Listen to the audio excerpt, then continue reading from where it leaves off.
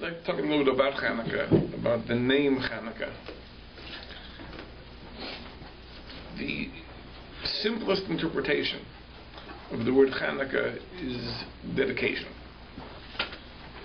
In the Chumash, when the Mishkan, the sanctuary, was built, there was what was called Chanuka HaMizbeach, the dedication of the altar. But for 12 days, sacrifices were brought each day. The prince of one of the tribes brought the sacrifices, and this 12-day ritual was called Chanuka HaMizbeach, the dedication of the altar. Of course, we know in the Chanuka story that the temple was defiled and was rededicated by the Chashmonaim, so there also was a Chanuka, there was a rededication of sorts. When I say that this is the simplest interpretation, I mean it's the simplest, but not the one which is usually accepted.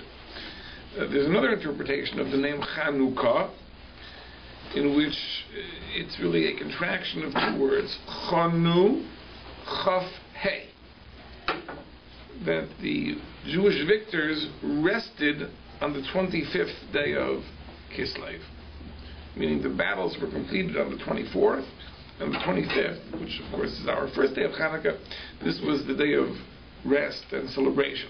So it's Chanu Chaf Hey, that's Chanuka. But again, the simplest explanation is not that one. The simplest is that it is rededication. Well, let's understand what that idea of dedication is. Because we know that the word chinuch is often used as a synonym for education. So at first glance, the idea of dedicating a temple, an altar, and the idea of educating a child, at first glance have no connection. And the truth is that if we precisely translate the word chinuch, we'll see that the two are one and the same. When we dedicate something, what does that mean? We dedicate a building, we dedicate an altar. What it means is this, that we invest it with a quality which allows it to be used for its intended purpose. Now, for example, the Mishkan, the sanctuary, when it was built, it had to be sanctified in certain ways. As it was built, it was not yet fully sanctified. It has to be sanctified in order for it to be a fitting vessel for the divine service. If the divine service would be performed without this sanctification, it wouldn't be valid. So how was this done? So the Talmud tells us that the first original set of vessels were sanctified through the Shemen HaMishcha, the anointing oil. There was holy oil that was placed on it, and this sanctified the vessels. Oil, of course, is symbolic of something rising to the top. Just like the cream and the milk rises to the top, the oil and water rises to the top. So when you declare something or designate something to be holier than everything which resembles it, so to speak, it rises to the top, and therefore oil is symbolic of that. So oil is the vehicle for sanctification. But the Talmud says that it was only the original vessels that required the anointing oil. After that, avaydasan mechanchasan, merely using them for their higher purpose, in a sense, inducts them, dedicates them for that use. But this is the idea of Chanuka. Chanuka is not simply to cut the ribbon for the grand opening. It invests the vessel with a quality which validates it for its intended purpose. Now, when we talk about educating a child, there really are two components to the education of a child. There is, first of all, Talmud Torah, the mitzvah to teach child Torah. This is one of the 613 mitzvahs. It says in the Chumash, "V'limadatem hasamas b'nechem," you should teach Torah to your children. That really involves book learning. They have to learn the Chumash, they have to learn the Mishnah, the Gemara, the Shulchan Aruch. They have to learn the informational content of Torah. And this, in a sense, is what we say in Hebrew is shava l'chol nefesh. This is equal for everyone. There's one Torah, and if we're obligated to impart this to our children, it makes no difference what the temperament of the child is and what the nature of the child is, what his unique talents are. Every Jew has to know Torah. There's a certain basic knowledge that every Jew has to have, and that's the mitzvah of Talmud Torah. There's a second mitzvah which is called the mitzvah of chinuch. And this is really derived not from a pasuk in the Chumash, but a pasuk in Mishlei and Proverbs, which says, Chanoch lenar al pi darko. There's an imperative to train a child in his way. And the Chazal understand that this is a source for a mitzvah of chinuch. It wasn't invented by Shlomo HaMelech, who's the author of Mishlei. It obviously is something which is a self-evident obligation. But he is the first to mention it and put it into words explicitly. And the idea of educating a child here doesn't mean to teach him what's written in the books. To be mechamech a child means to invest him with the qualities and the training and the practice that he will need to realize his life's purpose. So it's exactly like the Chanuka, exactly like the dedication of an altar or of a temple. It's the same idea. You are implanting in that child some quality, some characteristic, some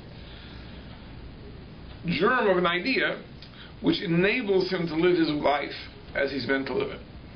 Now here, Shlomo HaMelech makes it very clear that when it comes to chinuch, chinuch is not shav l'chol nefesh. This is not one size fits all.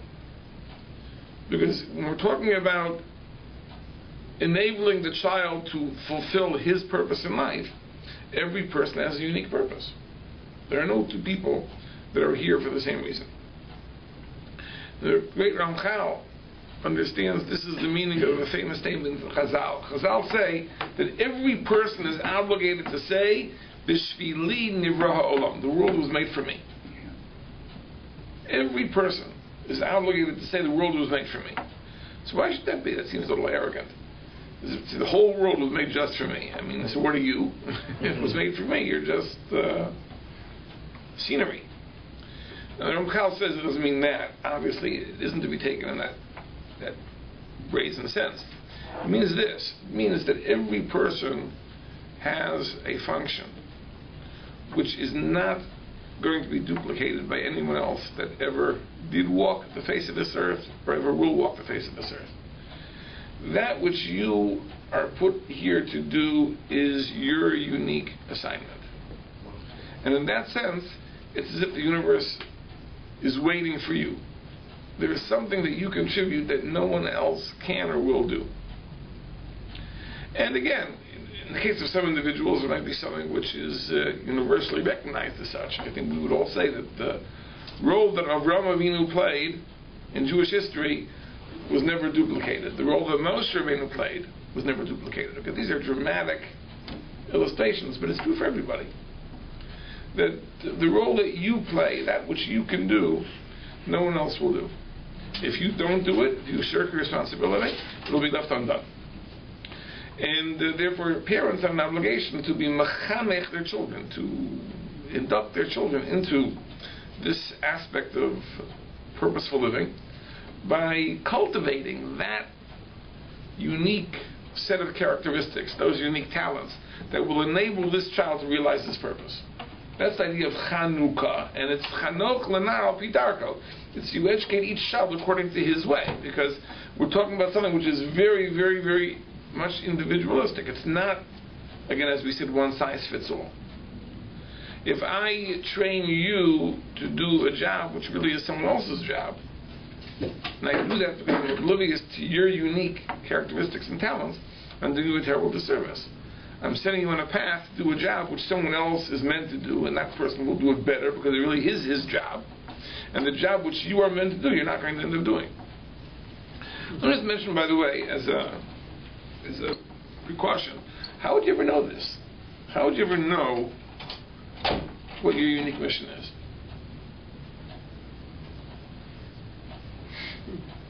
Well, the first thing is this. The first thing is you have to have a very realistic self-assessment. You have to know what your talents are, what your gifts are.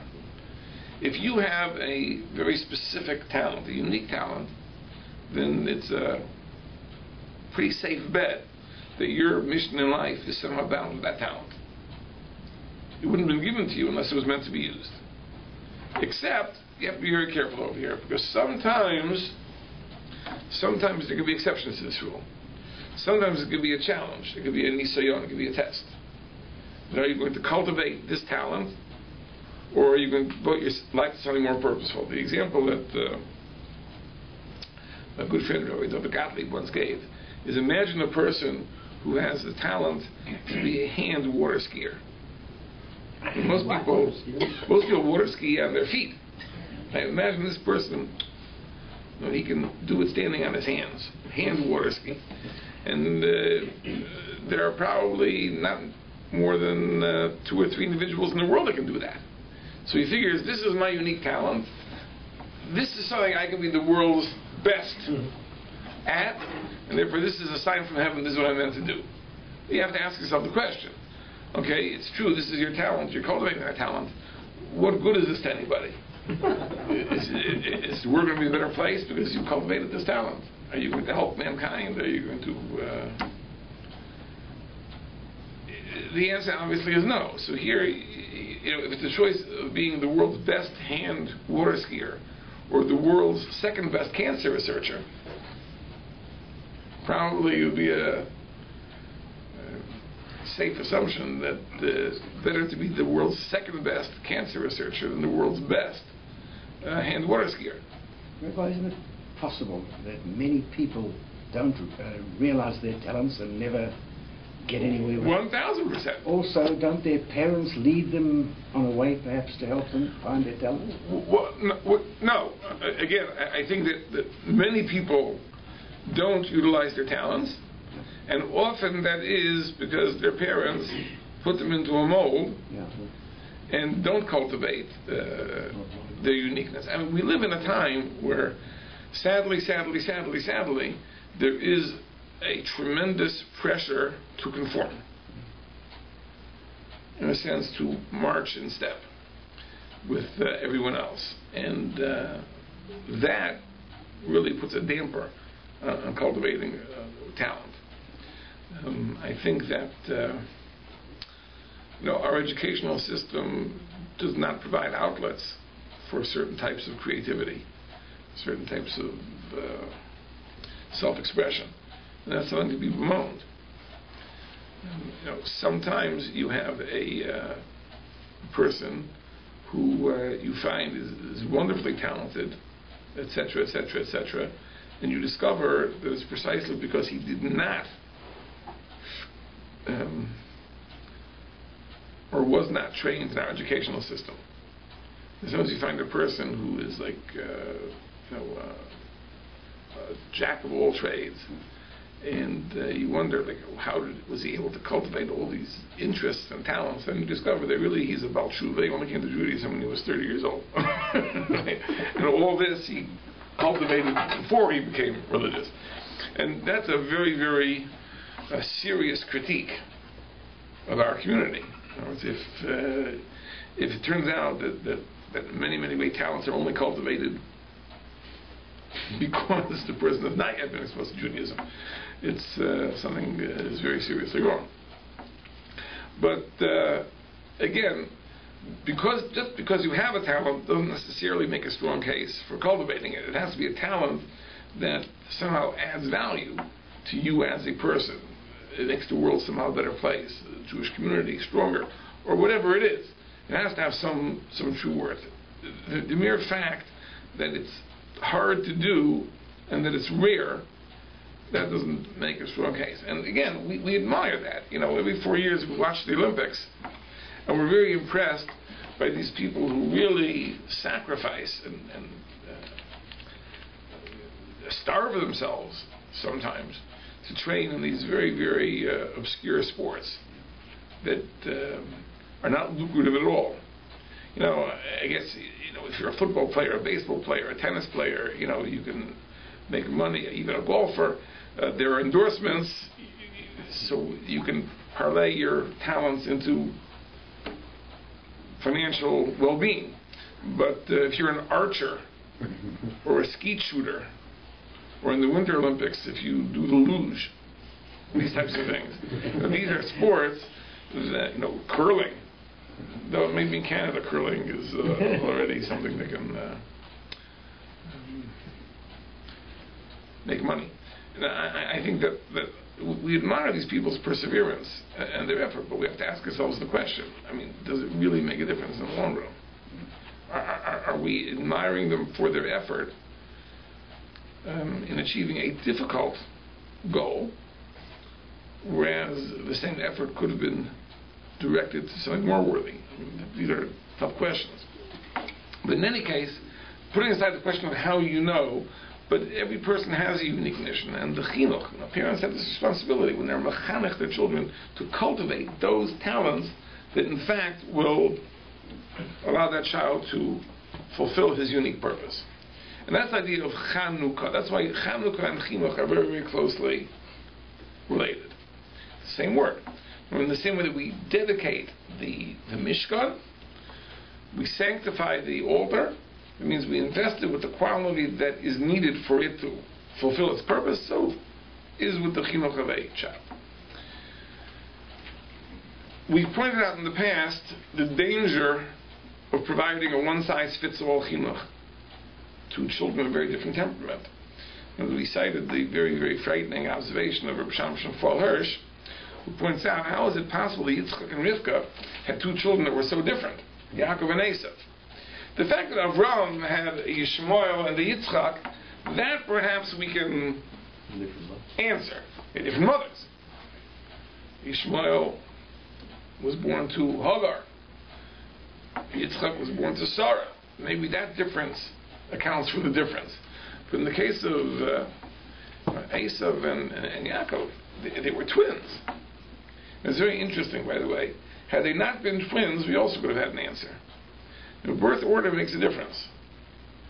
I point out that among my own children, there's a tremendous age difference. My oldest is 25, my youngest is 9 years old. And there's a big difference. 25 years ago, my wife and I were young, patient, 25 years later, we're already worn out, exhausted, no more patience. So the truth is that my youngest had a different set of parents than my oldest had. Because we are not the same people over time. We change. And, but they also had closer siblings in their age. That's true. I'm just saying that it's a very different experience. In our case, also, we lived in different places.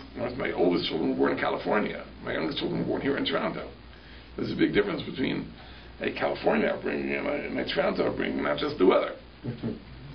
So, if Yaakov and Esav would not have been twins, we perhaps could have said that somehow the birth order and other factors could account for the differences. But here they're twins, albeit not identical twins.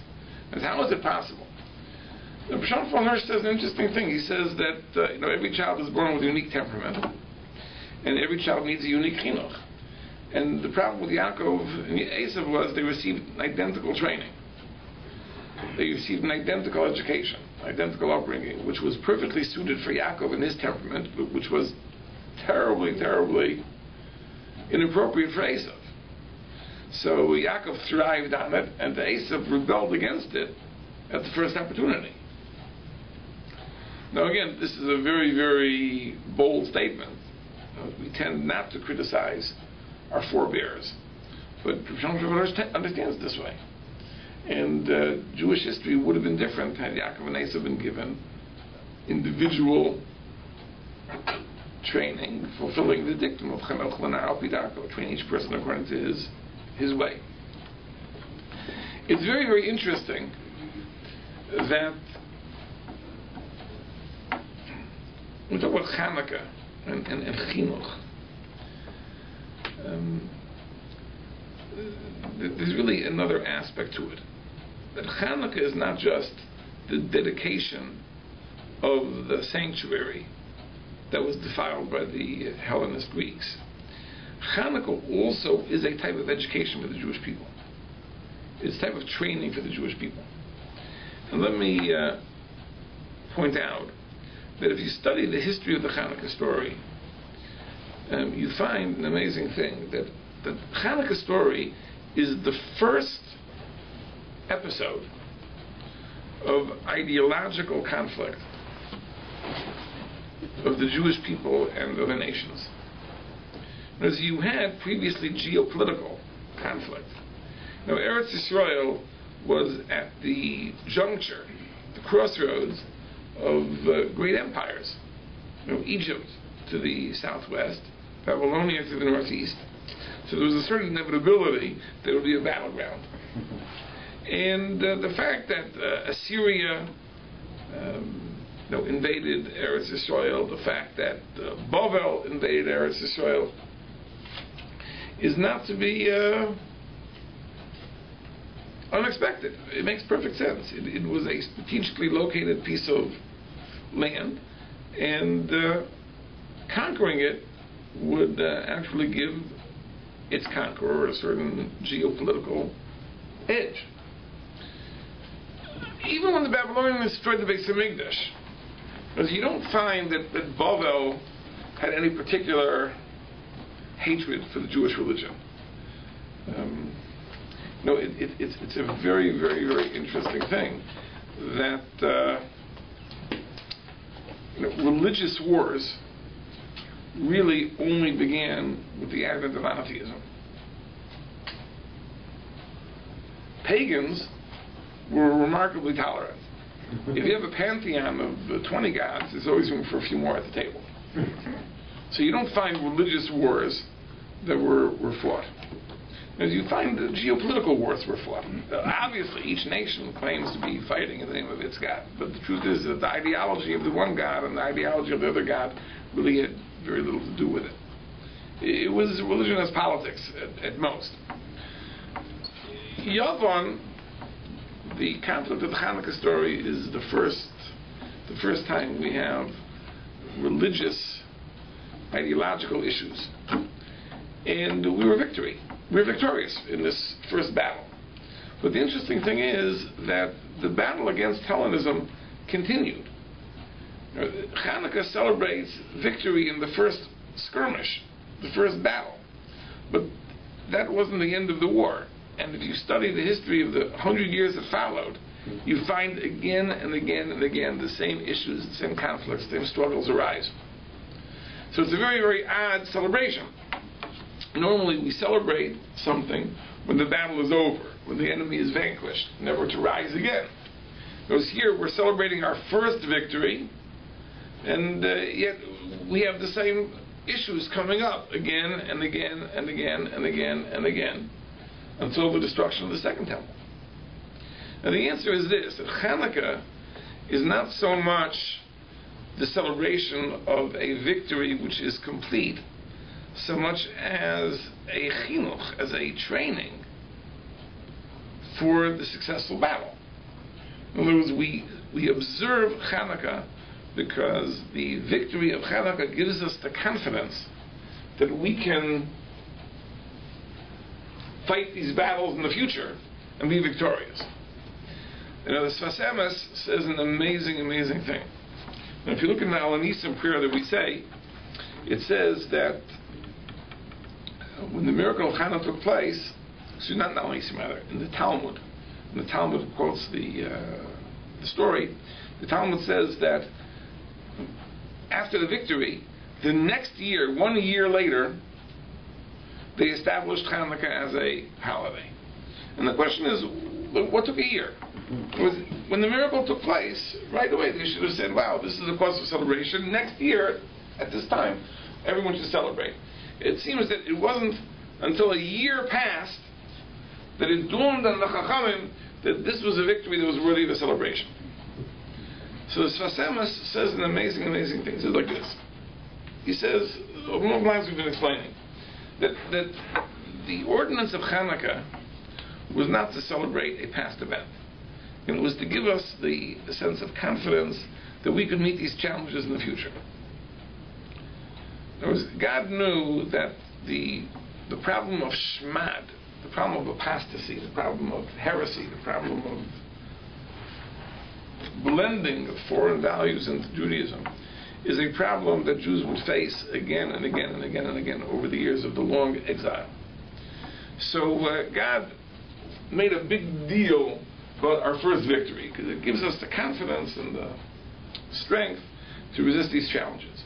By the way, this is a very important thing to know.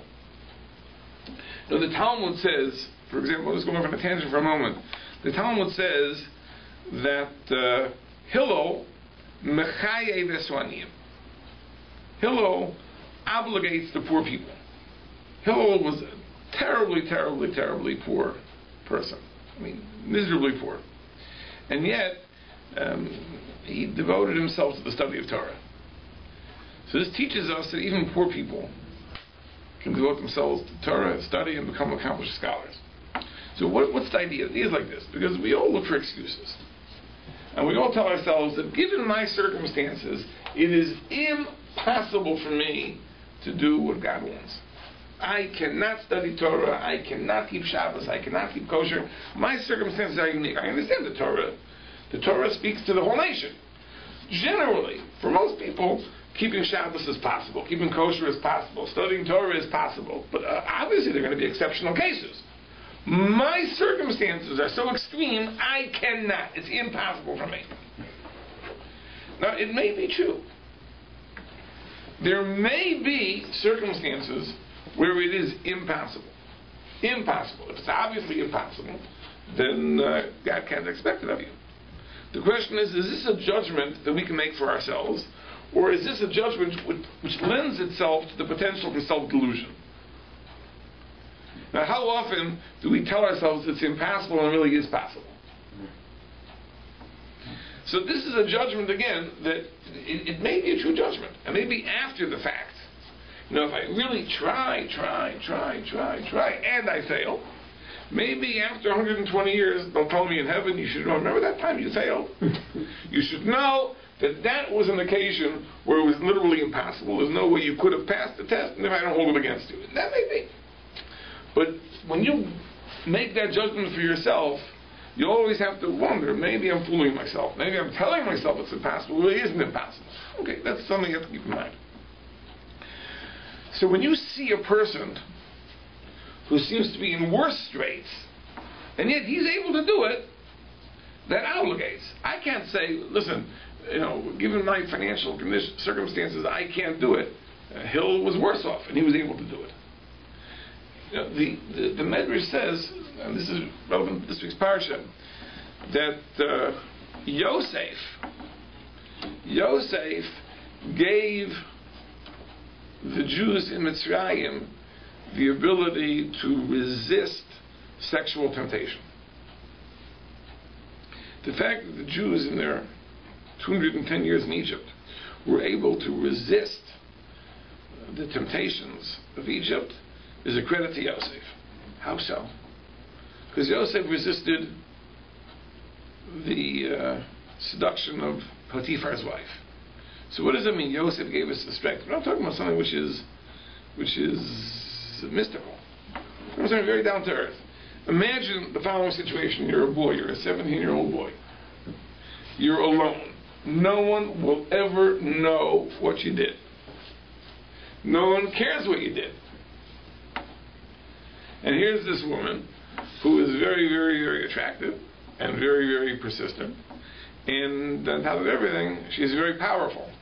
And therefore, if you say no, she can get you into all sorts of trouble. So that would seem to be like an impossible challenge. In Sifrei Hasidus, it says something which may be a little bit of an exaggeration, but they say it, that all the challenges that Jews will face over all the years of Jewish history, put them together, that equals the challenge of Yosef. That's pretty amazing. There are millions of Jews and all their challenges. But the point they're making is that this was a really exceptional challenge. And yet, he was able to rise to the challenge. So therefore, the Jews who later lived in Egypt and faced similar trials, perhaps not as difficult, but similar trials, could not fool themselves into thinking that given my circumstances it is impossible, because Yosef was able to rise to the challenge in even more difficult circumstances. So Hillel was mechayev, Hillel obligated. And this is an important thing to know, that you look at other people and say, well, if he can do it, I can do it. Obviously, it's not impossible.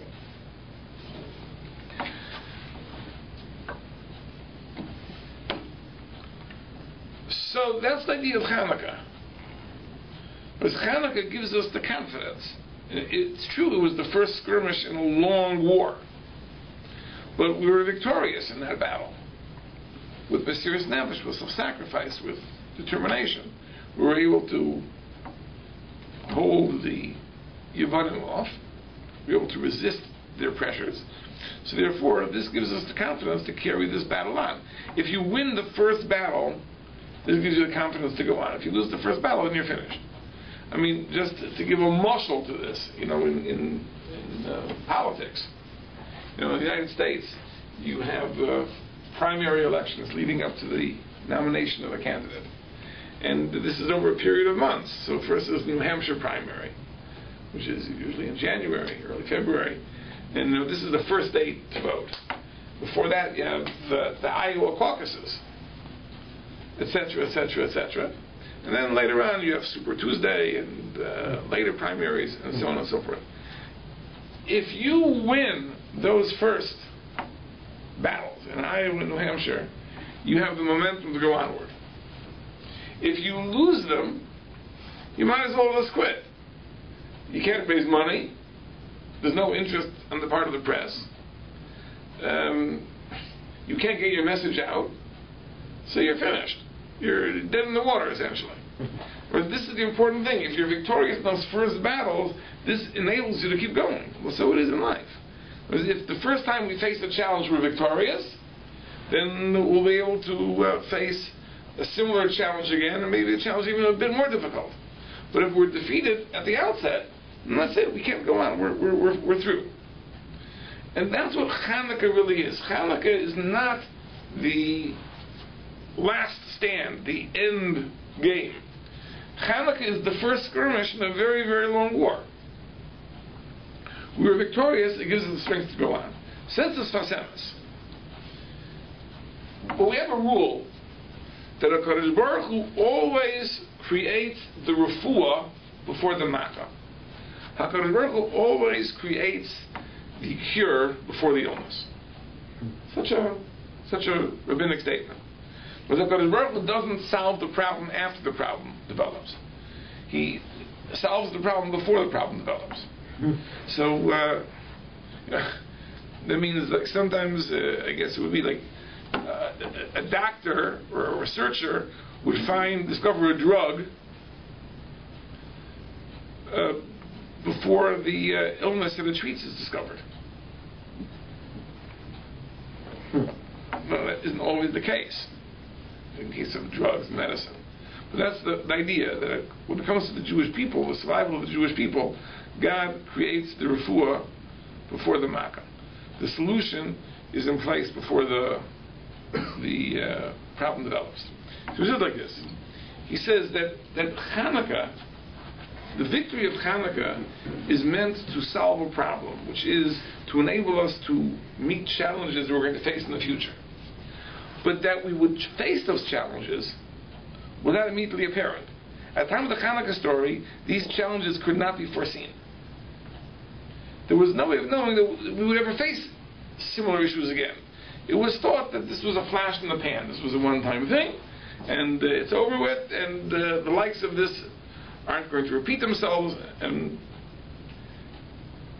so they said like this: so why should we make a holiday? To make a holiday simply to celebrate a past event, that Jews don't do. To make a holiday because somehow this teaches us lessons that we're going to need for the future. Who says we're going for the future? We don't see at this point anything in the future that could possibly arise for which Chanuka gives us relevant lessons. So they didn't make the holiday. The amazing thing was that there was such a decline over the 1 year that by the time 12 months passed, they realized, now we really see how bad it's gotten. We need Chanuka, and therefore they ordained Chanuka. That's an amazing thing, because we always think that in those days history moves fairly slowly. Only nowadays history moves very fast. Because nowadays, the decline in our society is so rapid. Maybe not in the course of a year, but if you compare the world 5 years ago to the way the world is today, it's a different world. It's a different world. And I'll give you one example. When would you say texting became popular? When? Yeah. And the whole phenomenon is probably just 5, 6 years old, etc. Now, do you know what this has done to the discourse It's enormous in America? Let's put it this way: no profound idea will ever be sent in a text message. Because communication has become dumbed down. And if you're one of those unfortunate people who's sending, 10,000, 15,000, 20,000, 25,000 texts a month, you don't have even to read, let alone think. It's a disaster. I mean, look, there are occasions where it's helpful. And I was recently in New York with my wife, and we only had one car there because we drove from here, and we had to coordinate our locations. It's very hard to find parking there, so you park in one place, and where's the car, and where are you? So we would text each other, 13th Avenue and 54th Street. She's here and there. Okay, so sometimes our messages don't have transmit, but when this becomes the entire medium through which a relationship is conducted, it's a world which has degenerated, has declined. It's not the same world as once was. Ironically, my personal feeling is that email was a tremendous improvement over what had happened before. Once upon a time, I remember people wrote letters. I mean, that certainly has disappeared. The telephone company waged a very successful campaign, reach out and touch someone, to replace letters with phone conversations. Obviously, a phone conversation will never be the same as it will without letter. So I thought that email was a little bit of a reversal of that trend. In other words, an email, I think, is a notch above a phone call in terms of its content. But a Twitter, is,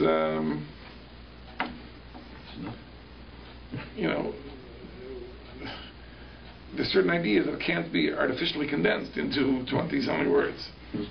So by definition, the medium determines the type of messages will be sent are very, very, very much dumbed down. But in any case, the world changes very, very rapidly. And therefore, after 1 year, they realized how desperately we need the lessons of Chanuka. And therefore, they established Chanuka as a celebration, not to celebrate past victories, but a celebration that would give us the inspiration and the confidence to be able to face the challenges in the future. I'll share with you an amazing hint to Chanuka. As we know, we had a couple weeks ago in the parsha the battle that Yaakov had with the angel, and this battle is recounted in a verse in the Navi Hosea. Retells the story of this battle. And there's a verse in Hosea which says like this. It says,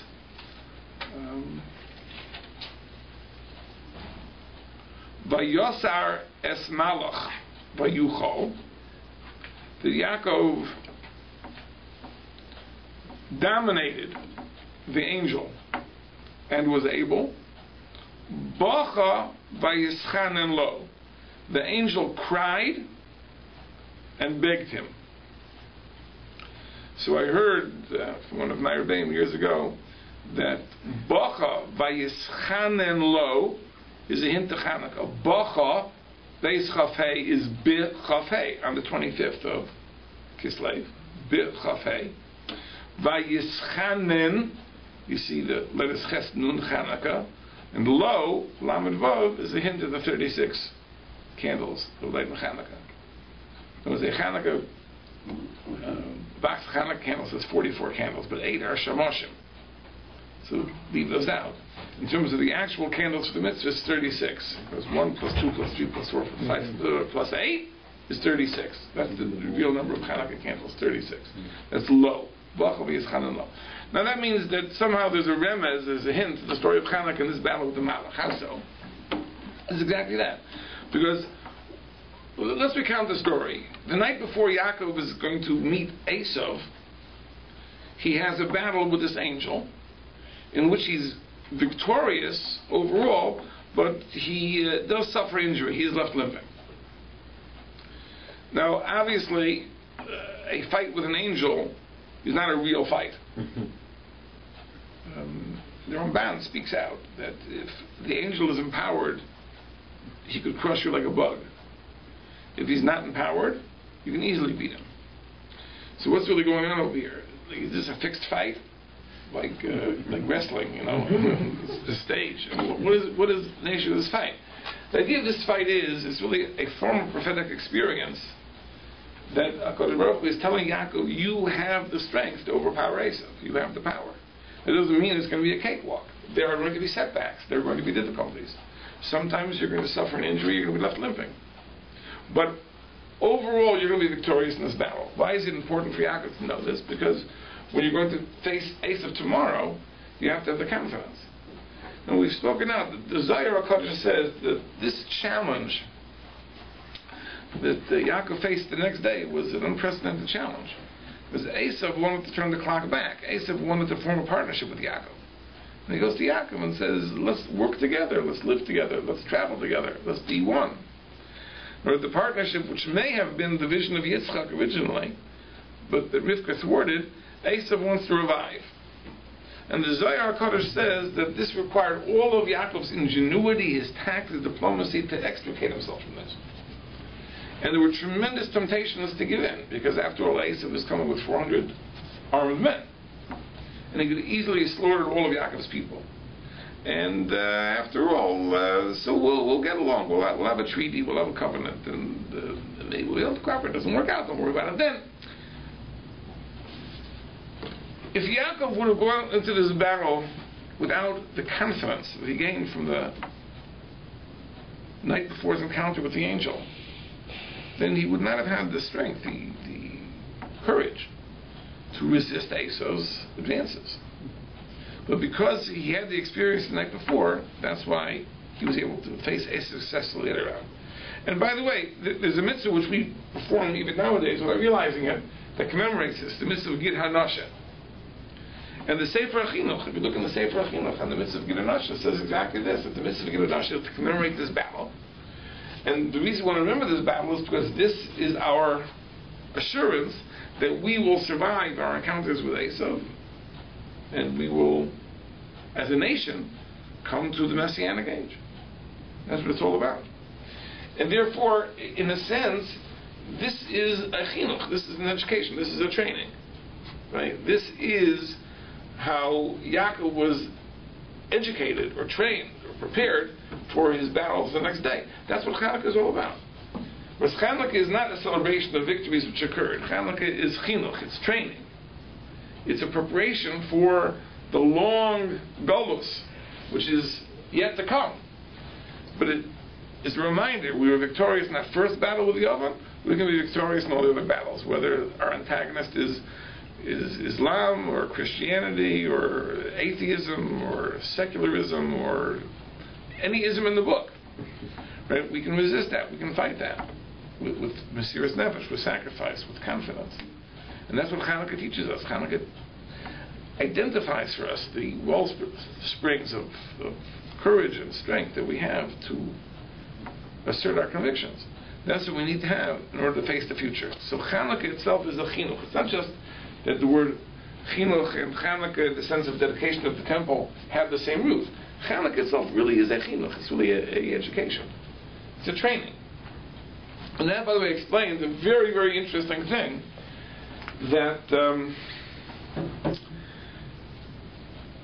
normally in our Jewish holidays, every Jewish holiday focuses on the events of that holiday. So Pesach, we talk about Yetzias Mitzrayim, and to say there's Shavuos, Matan Torah. Every holiday talks about the events of that holiday. Chanukah, in the most sur, in the song that we sing universally at the time of the lighting of the candles, it really is a panorama of Jewish history. And the final verse is about the future. In other words, we ask the Kodesh Baruch Hu to bring about the Messianic age, and that we should be victorious in those last battles.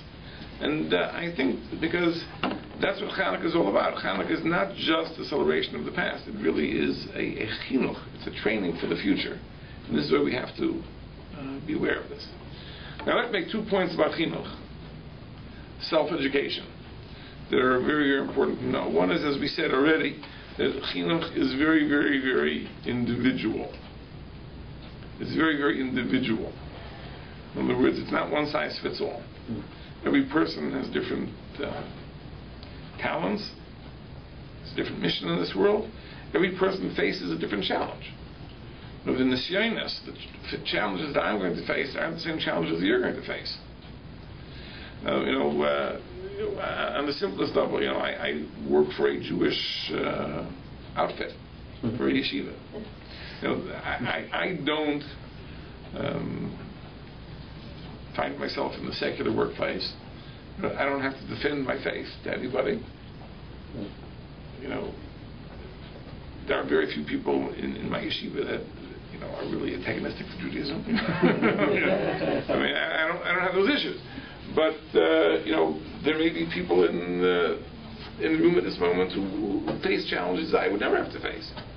Right? You have to be prepared for that. Right? The fact that I don't have to be prepared doesn't mean you have to be prepared for that.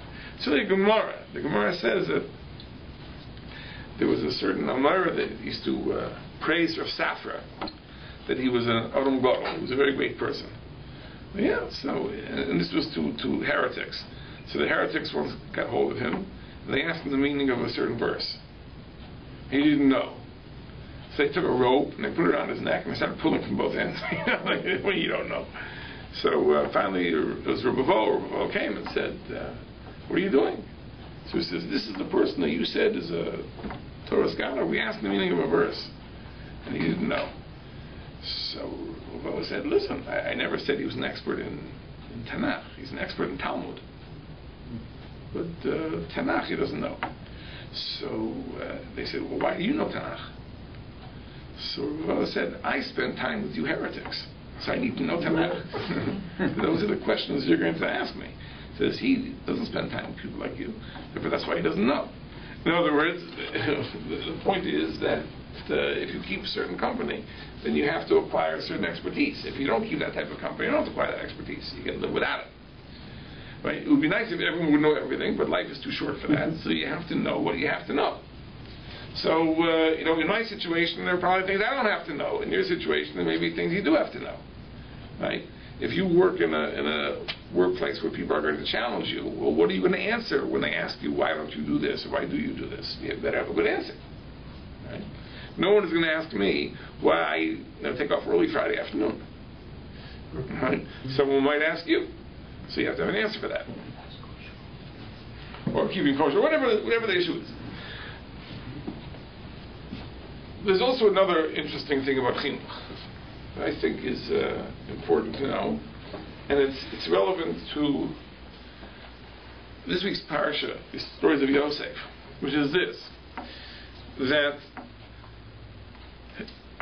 you have to be mechanech a child or be mechanech yourself before the challenges come up. Let's say, for example, one of the great challenges people face is how to deal with situations when bad things happen to good people. Tough question, right? When bad things happen to good people, so what do you do? So, if a person only begins to contemplate the question when bad things already have happened, so the person already has suffered a loss, the person already has experienced a calamity, and then asks himself the question, I consider myself a good person, why am I suffering so? And you come with all your answers, and you say, oh, this answer, and this answer, and this answer, and this answer, and this answer, and this answer, and this answer, none of them will be satisfying. Why?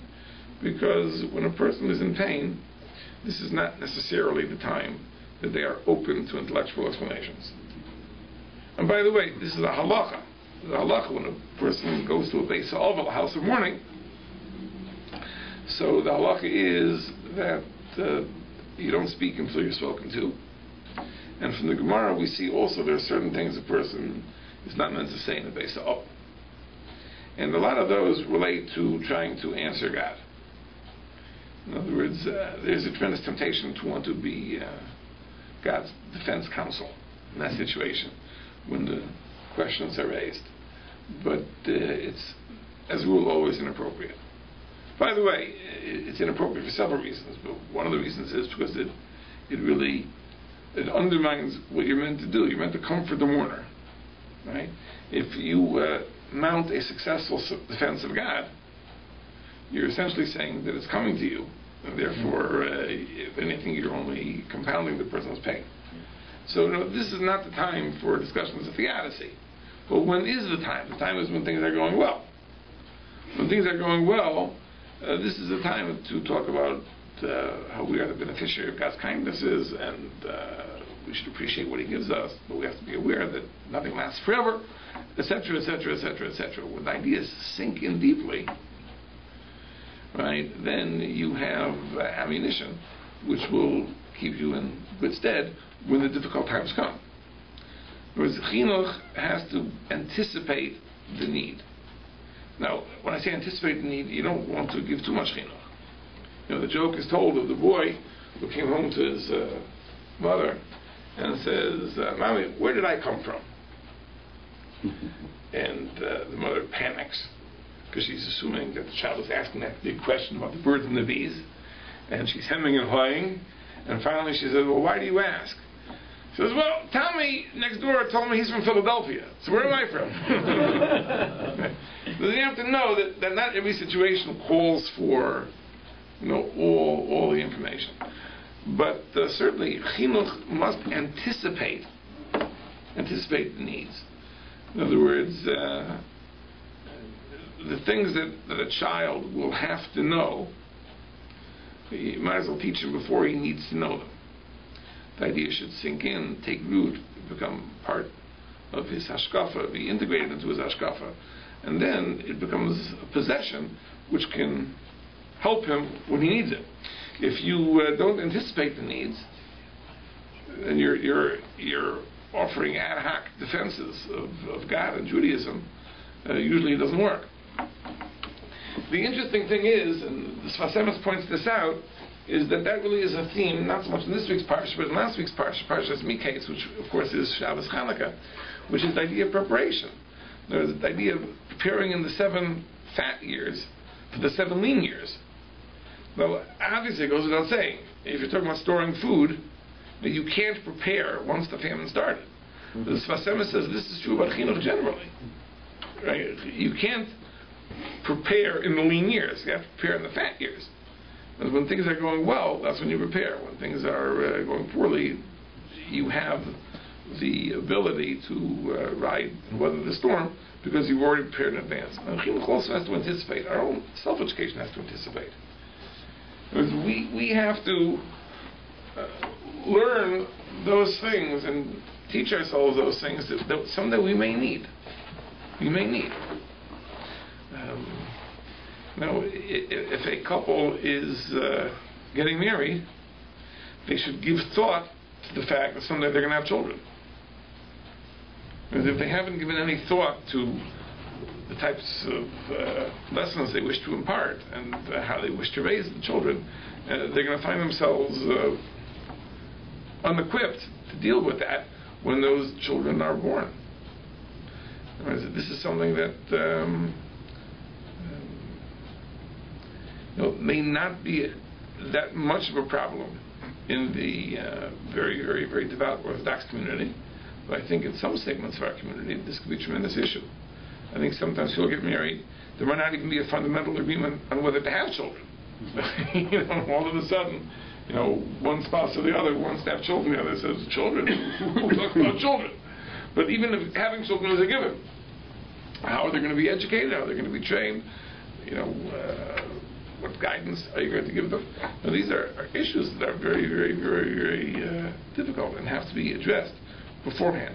That's part of chinuch. Chinuch anticipates the issues that are going to arise and deals with them. And we have to educate ourselves in what we need to know to be able to be successful mechanchim, successful trainers of our children in the future. And again, not only children, educating ourselves. Now, the challenges that we are going to face, we have to address before we have to face them. When the challenge is staring us straight in the eye, when we're like that proverbial deer in the headlights, that is not a good time to respond. It's too late at that point. And that's what the Sfasema says, that the idea of miketz is preparing in the good years for the lean years. That's what Chanuka is. Chanuka is that preparation. It's preparation in advance. And as we said, as Sfasema says, that when the Chanuka story happened, they could not even anticipate the challenges to the extent that they thought the victory of Chanuka was trivial. That it had no lessons for the future that were important at all. You know, in a minute, can I give you an amazing example? It's not a precise example, but it's like an amazing thing. There's a responsum, a tshuva from Rabbi Eliezer, right, which deals with the following case. There once was a man who was standing on his balcony with a watering can and was sprinkling water out of his watering can. You know, a watering can has a spout with a lot of little holes, and he's sprinkling water. And from his balcony. And someone asked the question, is this permitted on Shabbos or not? He says, what's the question? Because there's a malacha. One of the forbidden malachas on Shabbos is called zoreh. Zoreh is to winnow grain. How do you winnow grain? Normally what you do is you take a shovel full of the grain mixed with the chaff, you throw it up in the air, the wind blows the chaff, the grain falls back down. This is how you clean the grain from the chaff. But in any case, what you're doing is you're putting the chaff in a place where the wind can blow it away. So here, when you sprinkle the water out of the watering can and the wind scatters the droplets, is this considered malach of zoreh? So Rabbi Eliezer says not. Eliezer says not, because it's clear from the Yushalmi, he says, that the malach of zoreh is not the scattering of the chaff. The malach of zoreh is the cleansing of the grain, right? To merely throw something in the wind that will be scattered by the wind, that's not the prohibited malacha. So the man with the watering can is not in violation. I guess you wonder, you know, this is the type of question, right, that like, who in the world is interested in sprinkling water from his watering can from a balcony? You know, who would do this? Why do you want to do this? You know, Eliezer addressed it. But the truth is, when the aerosol can was invented, not long afterward, and the question is, can you use an aerosol can on Shabbos? Oui. So the source for the heter is this tshuva of Rabbi Eliezer. Right? That Rabbi Eliezer held that spraying something into the air where it'll be scattered by the breeze is not considered malach of zoreh. Unless they have to use an aerosol can. You know, whatever it is, air freshener or deodorant, whatever it may be. So the point is this, that Rabbi Eliezer addressed the issue before it arose. Wow. Right? And why was that question asked? I mean, who asked the shayla? Or did he make it up himself to ask? No, someone asked this question. and he thought it was interesting, so he addressed it. But as he addressed it, it was an issue that probably he thought it was just a curiosity. They would have no practical application. Really. And, you know, with an invention, which came shortly afterward, massive shortly afterward, I don't know when the aerosol can was invented. Vaguer lived in the early 1800s. I don't know when it was invented. Someone should Google that and get us that information. But it became a tshuva which is very, very, very relevant. Right? Now, the point is that sometimes we have to anticipate. In all types of education, we have to anticipate the types of questions we're going to face, the issues we're going to have to deal with. And then, hopefully, we'll be equipped. That's what chinuch is all about. That's what Chanuka is all about. So everyone should have a remaining, I guess we could say, 3 days of Chanuka. 6 days already a little bit. We're into it. but the remaining this Chanuka should be very, very bright, very, very happy, and Bez Hashem. See you all next week.